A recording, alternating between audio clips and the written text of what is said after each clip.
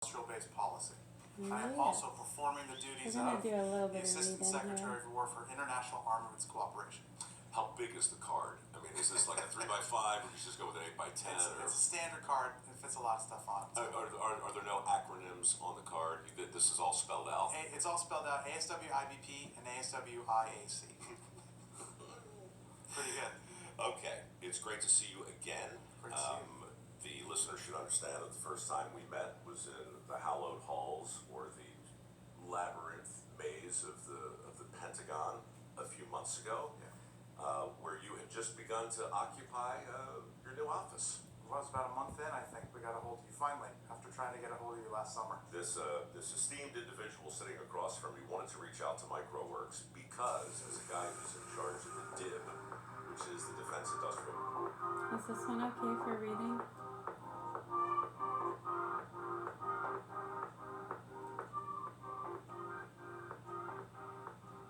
It's right on the cusp of being a little too intricate and upbeat. Yeah, exactly. How's that? Is that okay? I think that one's good. Which one?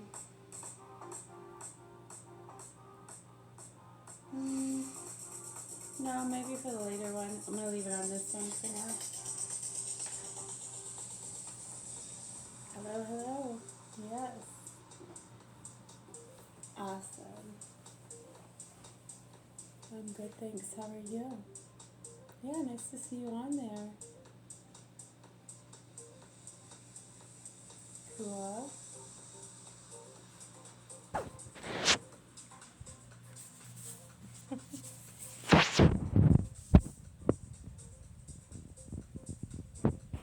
Droopy? Droopy the puppy? I remember people that used to call me that because of my eyes always being droopy. Not always. I guess it depends on the angle, or is it just me?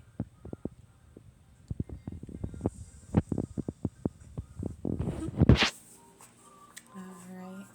How about like that? And just see the sky.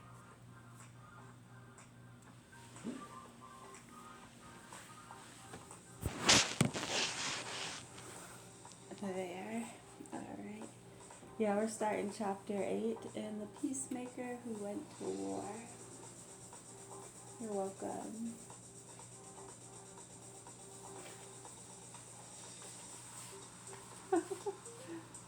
The Count of Aram. Once again, who are you listening to? I find it very funny.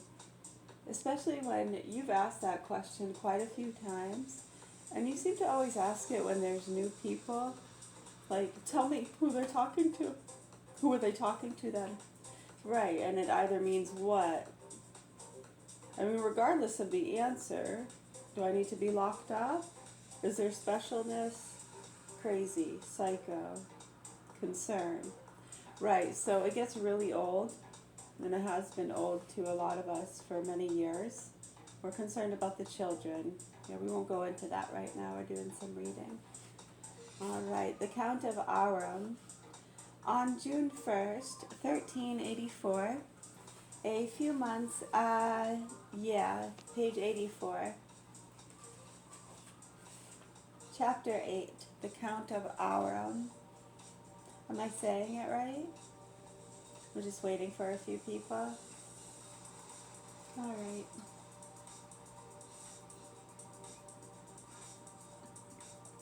Good? All right, that was quick. The Count of Aram, page 84.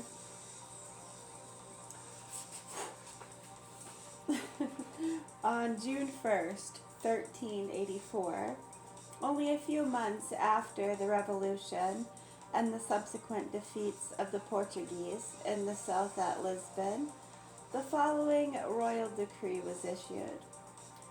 Once again, I don't know. Someone's asking. It gets asked every once in a while in these classes. Is this a true story?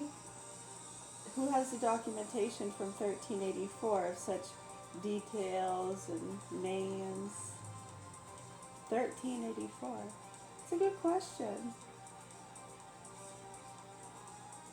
Probably stuff we should be learning about in history class, I would think, you know. Makes sense. I mean, I don't know, does it conflict with your stupid religious beliefs or the family business? You don't want to upset Mother. Now stop it. Anyways, I'm trying to read. I'd appreciate it if you knock it off. Alright, thank you. Chapter 8, page 84. The Count of Aram. On June 1st, 1384, only a few months after the revolution and the subsequent defeats of the Portuguese in the south at Lisbon, the following royal decree was issued. We quote it from the archives of the House of Braganza. Don John, by the grace of God, the son of the most noble King Don Peter, and regent of the Kingdom of Portugal and Algarve, makes donation to Don Nuno Alvarez Pereira of the country of Aram, with all the lands, villages, and dependencies which appertain to the aforesaid country. Moreover, of every property which the Count John Fernandez Sandario possessed, by what title soever, with Villa Vicosa, Borba, Estremas, Avoramonta, etc., the prophecy of the armorer of Santarem, through a whirl of amazing events, had become reality. It is to be noted that in issuing this decree, Don John did not call himself king. Although we have spoken of him under this title, Don John had never used it himself. He had no direct accession to the crown. After Leonora, it went to Beatrice, and even though neither Leonora nor Beatrice could wear the crown in Portugal, that was free of Castile, Don John felt that the people should decide whether or not he was to be monarch. He would not assume this authority of himself. This admission that authority rested in the governed, once the line of rightfully descended authority had been broken, was democracy.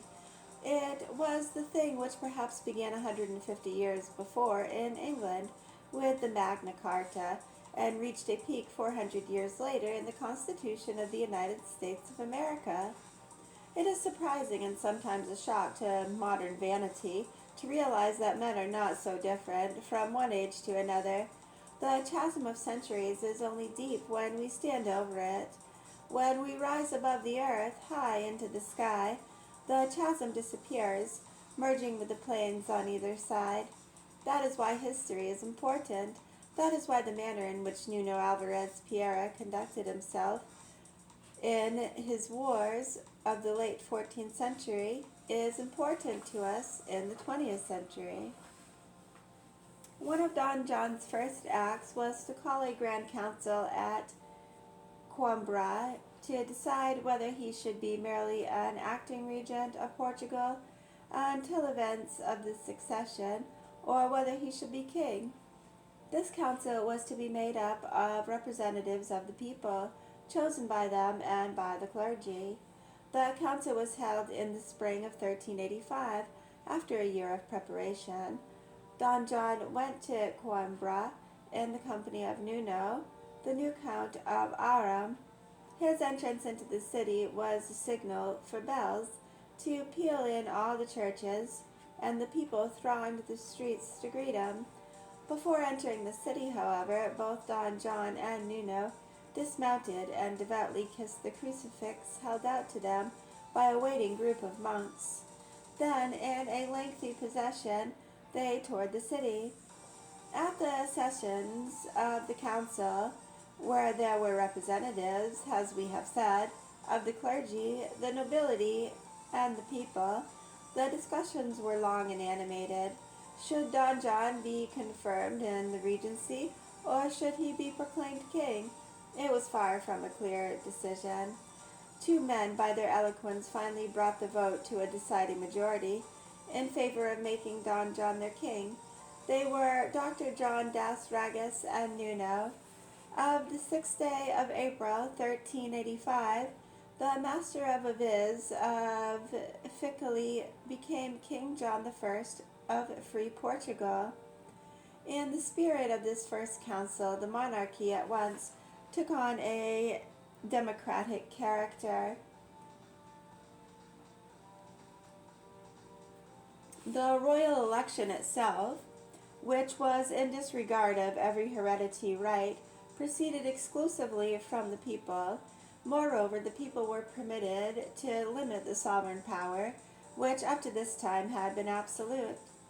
3 succeeding kings of Portugal maintained this pact of Coimbra.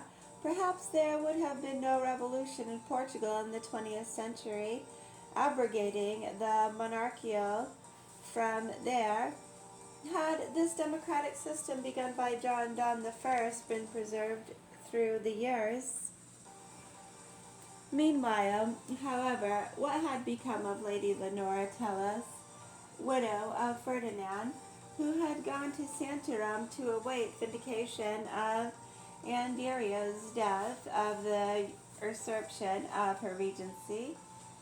As we have said, Don John offered to keep Leonora in her regency by marrying her himself, but she had refused. Moreover, now that the revolution had taken place, Leonora showed herself openly in favor of Castile and of maintaining the old ascendancy of Castile over Portugal. The Castilian flag of the Portuguese flag, like the flag of Great Britain and of Canada, were the same. Indeed, the relation of Portugal to Castile at this time was almost identical to the present relation of Canada to England. The great difference was that Portugal, unlike Canada, was not well governed, and there had been constant friction with their mother country, Castile. The King of Castile, indeed, went to Santarem with Lady Beatrice, his wife, but after his triumphal entry into the city, he placed a guard about Leonora to keep a constant and close watch on her. He had come to know of her treachery and inconsistency, and he excused the guard by telling Leonora that he was giving her an escort of honor. This guard did not prevent Leonora Tellus' intrigues.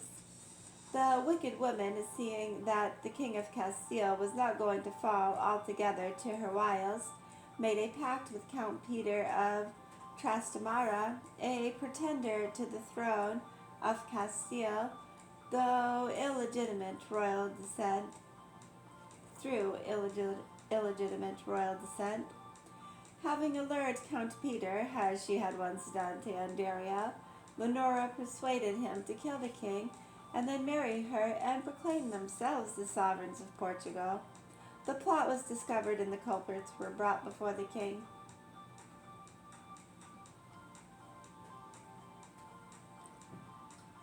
Wearied, finally, the King of Castile caused Lady Leonora to be imprisoned in the monastery of Tordesillas.